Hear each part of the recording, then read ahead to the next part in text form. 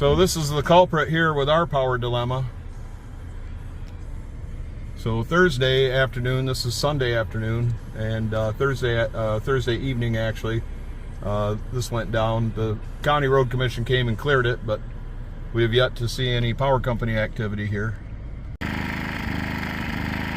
So a funnel cloud or tornado passed by about 300 yards south of here, and it's been confirmed that it was a tornado, which I kind of suspected.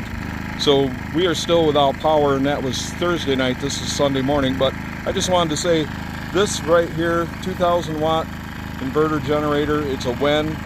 It's fairly quiet, and it's a gas miser, and it's been running the household and our camping trailer while we weather this recovery. So I'm going to give a big thumbs up to this. These little doobin jobbers, if you can get one of these work real well, and I use it out in the garage for looking down inside confined spaces and stuff. And if you can pick up one of those, one or two of those are handy to stick in your pocket when you're walking around in the dark and find your way around, and they last quite a long time. They run on AAA batteries. Thumbs up. Good, good, good, good. So if you're at Harbor Freight and you want to buy one of these, it's a thumbs up. This works pretty good. I've had it for almost 3 years, and this has been easily the best thing to put light on in the house while we're having power outage. We have a couple of these. This gets a just old school incandescent light bulb, D batteries. Only lasts a very short time, doesn't throw much light.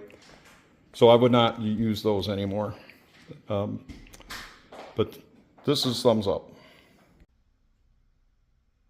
This was a handy thing to have because I was able to go up into town and get some city water from one of the parks. I found a spigot on a building.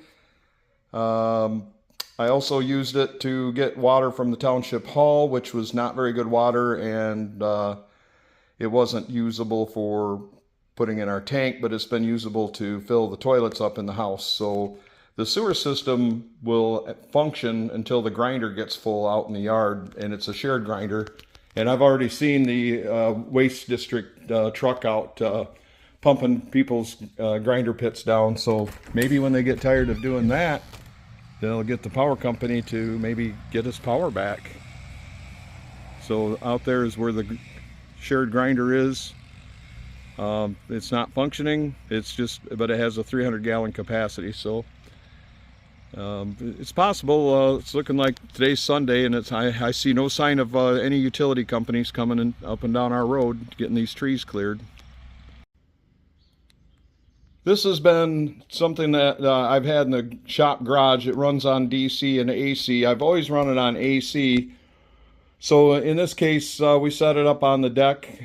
We wanted to, listen to some music, and it will work on AC. So I had to plug it into the generator, but it did not work on DC. The battery just is a fail.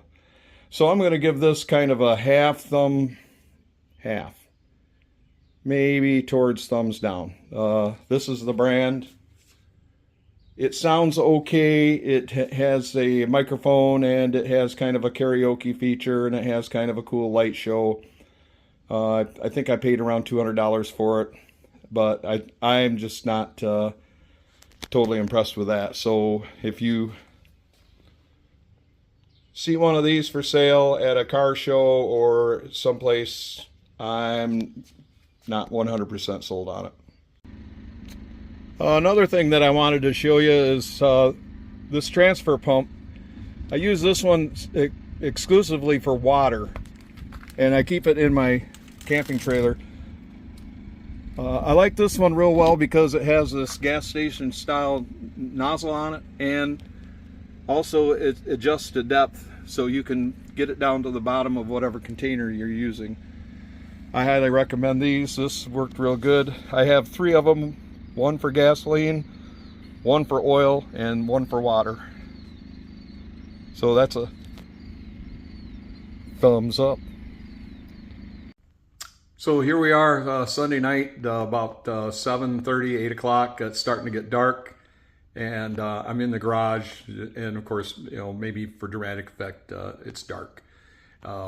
So just a few things. One is that this will build a pretty good case for getting like either a Generac or rigging up the panel that I could plug a good sized generator in and run the water pump, run the hot water heater, and maybe hook it into natural gas or at least gasoline, but to keep the house self-sufficient. So I've got a good case for spending the money to do that. A good thing is had contact with the neighbors, talked to some of the neighbors I haven't talked to before, and some of the neighbors that I haven't seen much of lately, kind of touch bases, and it's kind of slowed time down a little bit too. We're not so busy.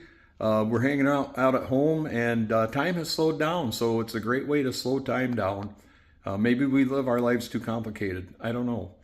But it's kind of like going back to the 1960s, the way we're living. Third thing is that the power company has put the word out that we may have power back by Tuesday, 6 p.m. Afternoon. So it's Sunday night. So we still got a long ways to go. So that's it for here, and that's what we've been doing. And I just thought I'd give you a view of what things are working, what things aren't working, and how it's going being without power for 5 days. See you later on the flip side.